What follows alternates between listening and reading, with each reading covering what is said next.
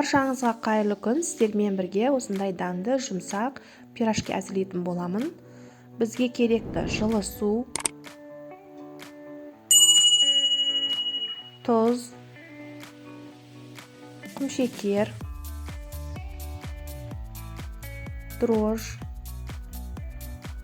кішкене араластырып жіберіп, 2 ас қасық майонез қосамыз.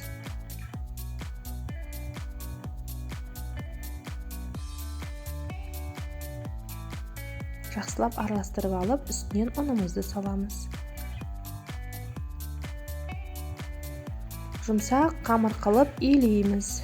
Қолға жабысады, ештеңе етпейді. Қолыңызды кішкене майлап жіберіп, осылай жан-жағын жинап біріктіріп қойсаңыздар болады. Бетін күліңкімен жауып, жылы жерге қойып қоямыз. 1 сағат, 1,5 сағатта қамырымыз көтеріледі осындай болып. Енді пирожкимізді жасайтын боламыз.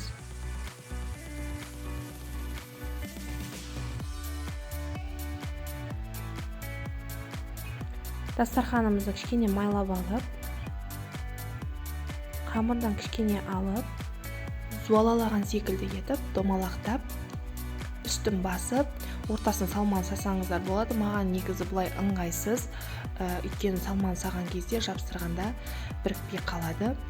Маған осылай домалақтап қойып, ортасын осылай басып шығып, салманын салған ыңғайырақ, өйткені қамыр бір-біріне жабысқанда ыңғайлы жабысады. Менде салмада картопты суға пісіріп, ішіне тұз, қарабыш қана салдым. Міне осылай жақсылап жабыстырып алыңыздар. Себебі майға қуырған кезде ажырап кетсе, майларыңыз күйіп кетеді, картоптарыңыз ішіне түсіп. Жақсылап жабыстырып алыңыздар.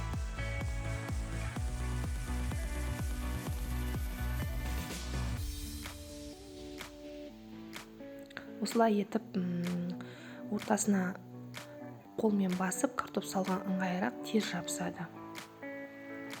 Теріс қаратып қойып, осылай барлығын бетіне күліңкі жауып қоямыз. Беті қаязып қалмау үшін. Жақсылап жауып қойыңыздар. Енді табағымызды отқа қойып, қыздырып, майымызды құямыз. Майымыз қызғанда пирожкимізді саламыз.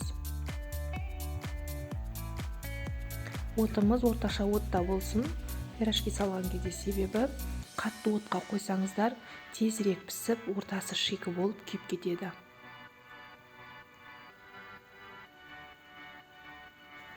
Не осылай барлығын пісіріп аламыз. Отты қатты отқа қоймаңыздар, орташа отқа қойыңыздар. Қамырларыңыз сырты күйіп кетеді да, ортасы шикі болып қалады. Міне пісіріп алдық, барлығын өте дәмді, жұмсақ.